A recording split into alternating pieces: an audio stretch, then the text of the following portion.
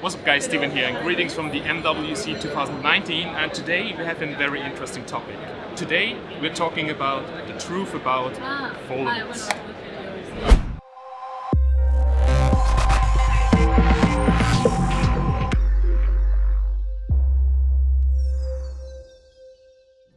So well, in 2019 we will see a lot of flexible displays. But do you know what else is flexible?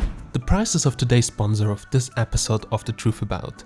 purevpn bent down the prices of their premium VPN service to only $288 per month. That's over 70% off.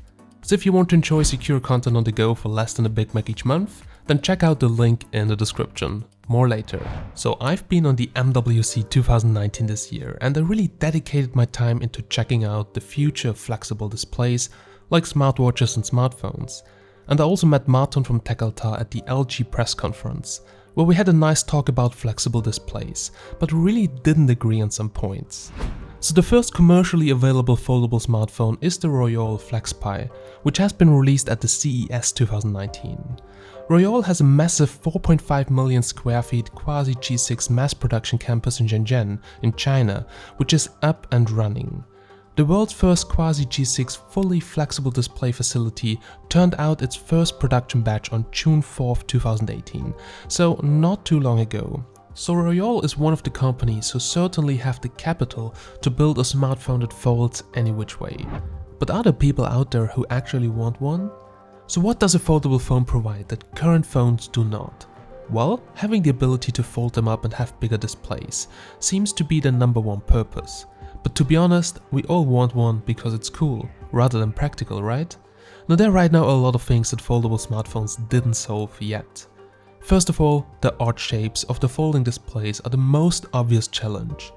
When opened up, Samsung's Fold display has an aspect ratio of 4.2:3 with a 7.3-inch QXGA Plus resolution, somewhere around 2152 x 1536 pixels. The Huawei Mate X offers a bigger 8-inch display with 8 to 7.1 aspect ratio and 2480 x 2200 pixels. So on the outside, Huawei's main screen is 6 inches with an aspect ratio of 19.5:9 and a resolution of 2480 x 1148, and the Fold's outside display is a tiny 4.6-inch 1960 x 840 screen with 12:9 aspect ratio. That means we're having so many different aspect ratios right now, and we all know that even for 18:9 and 21:9 phones, apps are not fully optimized and look funky. And having some weird 1:1 format on your phone when you fold it up isn't also a good way to consume any content. So this is what I've noticed when I used the Royole FlexPi, especially the camera app was super distorted. At the MWC, Huawei invited me, so I could have a closer look at all the products. And when I touched the Royole and the Mate X, I could definitely feel that it wasn't a completely flat screen like a tablet. I don't know whether it was the hinge or flexibility, but I could feel the ridges and imperfections as my finger moved across the display. The realities of a foldable display make it an unlikely choice if the main thing you want to do is consume content. Or can you imagine watching Netflix on a screen with a crease down the middle? This may not be a deal breaker though, but for most of the things that you want to be done on a large flat screen, you're better off with a tablet. The latest trends of smartphones was being thinner and thinner. And let's face it, we want our phones to be small. Why? Because we need to carry them everywhere we go. Sure, both Samsung and Huawei claim their phones are as thin as they can, but they will never be as thin as regular phones. Especially the Royole won't be. At some point I really have to disagree with Martin. Huawei has done the better job, because do you really want a phone with a gap between the halves? Now Huawei has actually done the best attempt at making it as thin as possible with the screen on the outside. Now even though it sounds like a super simple decision, hey, let's do something different and let's put the screen on the outside, it isn't really as simple as it sounds. The keyword is band elongation, which you have to compensate. If you paid attention during the Huawei press conference, you will notice that they actually showed the formula describing the problem. And it's pretty simple to understand that something which you bend gets a bit longer because it gets stretched. Elastic elongation is the percentage of elongation you can reach without permanently deforming your sample. That is how much you can stretch it and still have the sample snap back to its original length once you release the stress on it. This is important to know if your material is an elastomer. Elastomers have to be able to stretch a long distance and still bounce back. Most of them can stretch from 500 to 1000% elongation and return to their original lengths without any trouble. So that means the material is some weaker plastic material to be able to be stretched and bounce back. Not as heavily like rubber elastomers, but still it's flexible. Royole flips the script here to talk about the display being shatterproof, which it really is, and rates a display at handling 200,000 plus bands, which seems pretty good. That equals around 5.5 years if you open your phone 100 times a day. But plastic is in turn extremely scratch prone compared to modern glass coverings. And at the same time, the thin and flexible plastic introduces some odd visual inconsistencies and waviness when the screen is flat. Due to the physical challenge, every foldable phone has a noticeable stripe in the middle. That's why all the manufacturers put the foldable phones behind glass and play back some dark movies so it's harder to see, but it is still there. Corning is also working on a bendable version of their Gorilla Glass. To go to a tight band radius, you have to go to a glass that's much thinner than what we have today. Corning's ultra-thin bendable glass is about 0.1mm thin and can bend almost in half like a piece of paper to a 5mm radius. It's not the first bendable glass, but it's a lot thinner and a lot more flexible than below glass. Corning's glass is still in development, which means you won't find it on any foldable device yet, and it may roll out slowly. But this is also one of the reasons why right now a foldable phone isn't the best choice, as it will get scratched too easily. For this belonging, Samsung did the better choice to save the display. But let's be honest, we would buy it for one reason, to show off. And the Mate X is stealing the show here. So specs wise, these are also very different. While all put the bets on the Snapdragon 855, which is a really amazing chipset, Huawei puts in their own Kirin 980 7nm chipset and offers 4GB of RAM less, but also gives you 5G. It will take a while for 5G to be mainstream, but buying a future-proof device without 5G right now doesn't make a lot of sense to me. So also specs-wise, these are more concepts without knowing what the consumers will want.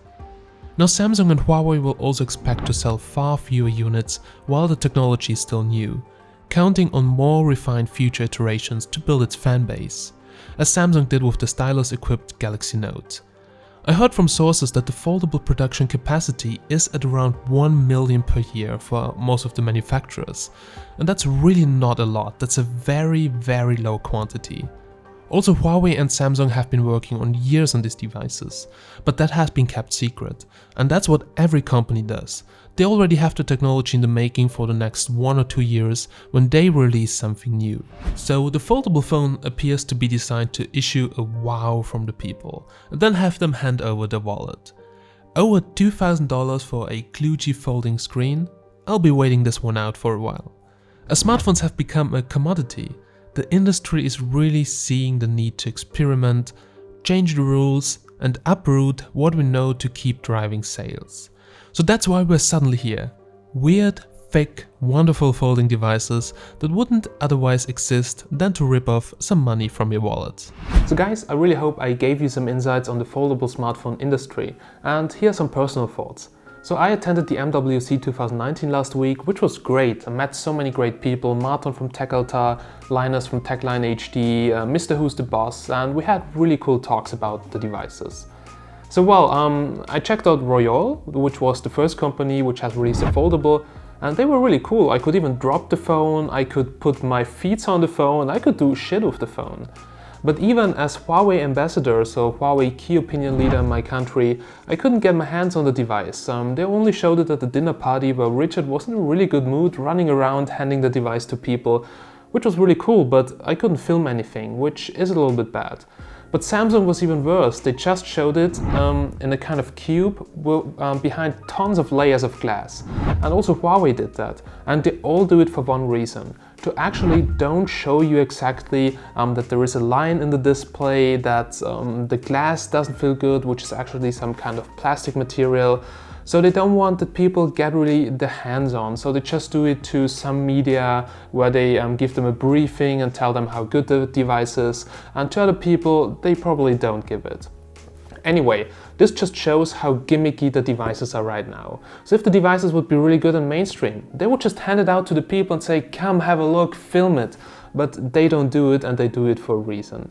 And the reason is that these devices are more right now gimmicky, and they just do it that they can show that they can do it. And I think foldables will need 2 or 3 years more to have some decent design, to adapt to the market, to actually adapt to what the consumer wants. And I think Huawei actually right now won the battle, because for me the Samsung Galaxy Fold, it looks like a communicator from Nokia back in the days. And if I want a foldable phone for 2000, I really want that it looks nice, that it fits my lifestyle. That's something I can show to people. But the Galaxy Fold, to me, I don't know, design-wise, they struggled. But also Huawei, I'm not really sure how durable the design is. But as Huawei ambassador in my country, I really hope that I can get the device as soon as possible and do some crazy tests with it. Anyway, talking about tests, I'm going to ask Royal if they provide me one sample and do a live stream and try to bend it 200,000 times, which should probably take 3 days. And that would be a really cool test. So if you want to see that, then please write #BendTest down below in the comments, and we need to convince them in order to send out one sample. Alright guys, so that's it. That's my personal opinion on foldables. Save your money right now, have a look at them. Or if you want to go crazy and have a nice party trick, then go and buy one of these devices. But I right now keep my hands off of them. But other than foldable smartphones, there are also some things which are actually worth the money, like a VPN service. So once again, big thanks to purevpn for sponsoring this video.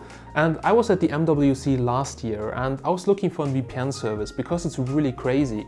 There are like 20,000 people running around and they're all logged in into that same public Wi-Fi.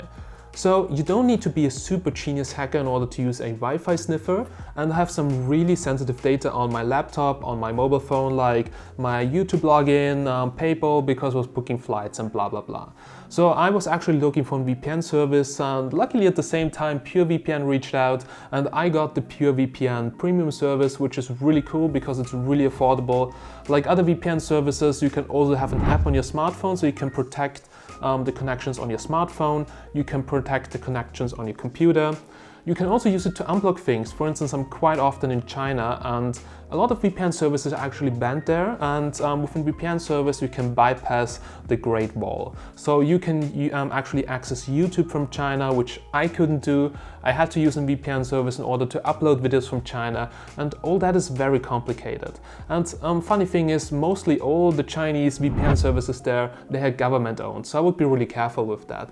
But purevpn, one of the biggest VPN services, is actually really good because it's super cheap, it's very easy to use, you can unblock stuff with it, and you can actually protect your data. So guys, big thanks for watching this video. So if you want to get the VPN service, link is down below. With my link you can get over 70% off and get the 3 years contract really cheap. So make sure to check it out, and if you want to do me a favor and you're not interested, then please check it out as well. Alright guys, so if you have any questions about foldables, there will be some more topics very soon. I'm going to ask Huawei every day when I get it for some future tests. And if you have any questions, put them down below in the comments and I'll try to reply as soon as possible. So guys, big thanks for watching. I'll now go and have a beer and I'll see you in the next one. Have a nice day and bye.